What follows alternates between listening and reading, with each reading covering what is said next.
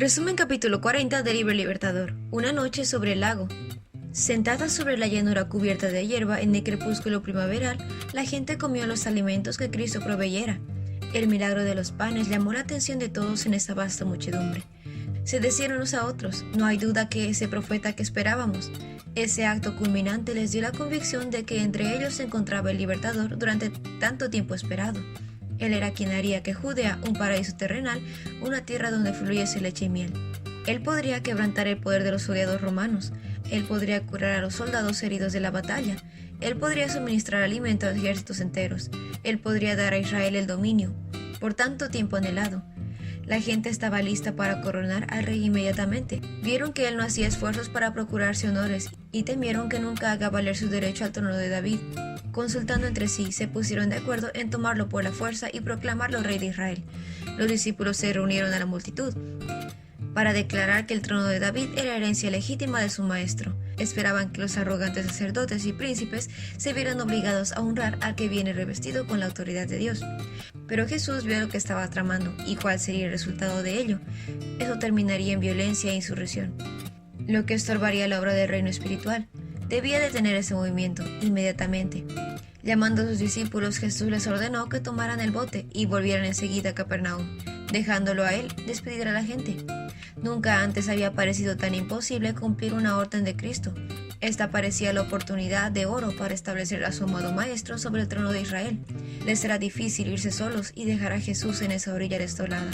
Protestaron contra tal disposición, pero entonces Jesús habló con una autoridad que nunca antes había revelado para con ellos. En silencio se volvieron hacia el lago. Luego Jesús ordenó a la multitud que se dispersase, y lo hizo de forma tan determinante que nadie se atrevió a desobedecer. En el mismo momento que venían para tomarlo, sus pasos se detuvieron. El porte regio de Jesús y sus pocas tranquilas palabras de orden frustraron sus planes. Reconocieron en él un poder superior a cualquier autoridad terrenal, y sin hacer cuestionamientos se sometieron. Cuando fue dejado solo, Jesús subió a las colinas para orar a solas. Durante horas oró pidiendo el poder para revelarles el carácter divino de su misión, y que así Satanás no cegara su entendimiento y distorsionase su juicio. Sabía que sus días en la tierra estaban casi terminados y que pocos lo recibían. Los discípulos serían intensamente probados. Las esperanzas que por mucho tiempo acariciaron quedarían frustradas. En lugar de verlo exaltado sobre el trono de David, serían testigos de su crucifixión. Esta sería su verdadera coronación, pero ellos no lo comprendían, y sin el Espíritu Santo la fe de los discípulos fallaría.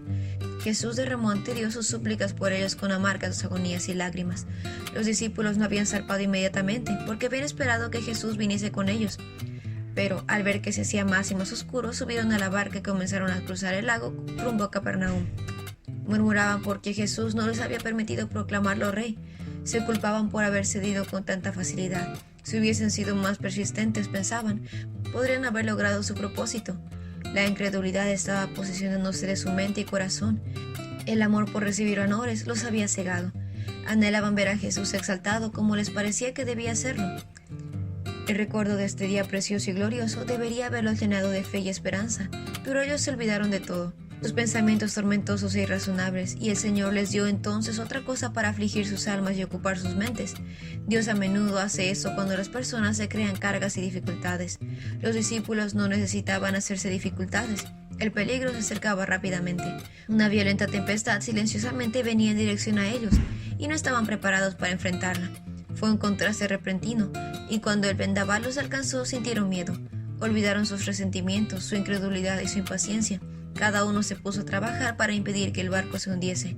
En un clima normal, el viaje tomaba tan solo unas horas, pero ahora se alejaban cada vez más de su destino. Lucharon con los remos aproximadamente hasta las 3 de la mañana. Luego, agotados, estos hombres se dieron por perdidos. Impotentes, anhelaron la presencia de su maestro. El que velaba y observaba desde la orilla vio cómo esos hombres llenos de temor luchaban contra las tempestades.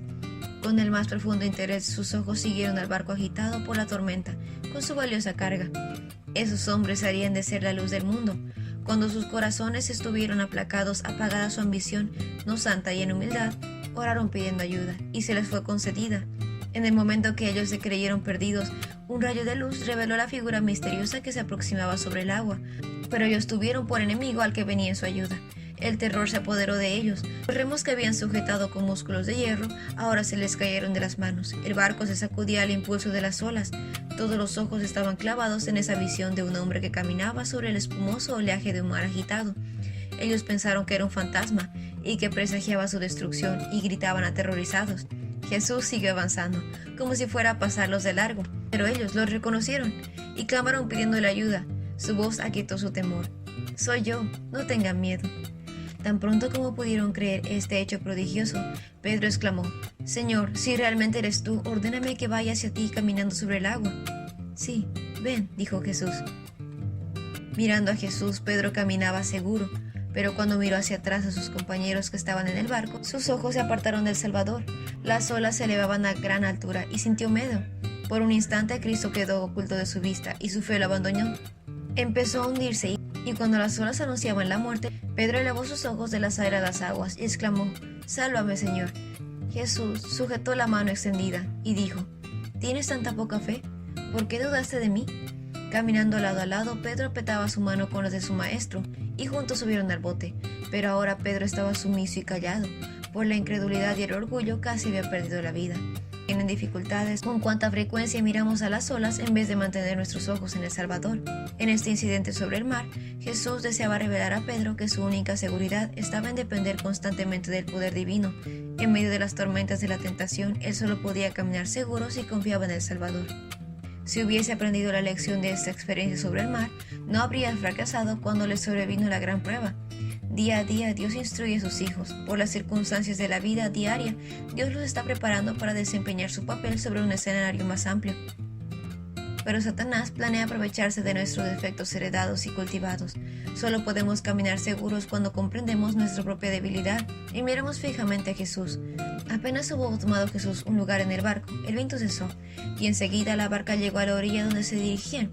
Los discípulos y otros que estaban a bordo se postraron a los pies de Jesús con corazones agradecidos y exclamaron: «De verdad eres el Hijo de Dios». Y este fue el resumen del capítulo 40 de Libre Libertador. No olviden compartir este video con tus compañeros de clase o con otras personas que tú creas que puedan necesitar este resumen. Nos vemos la próxima.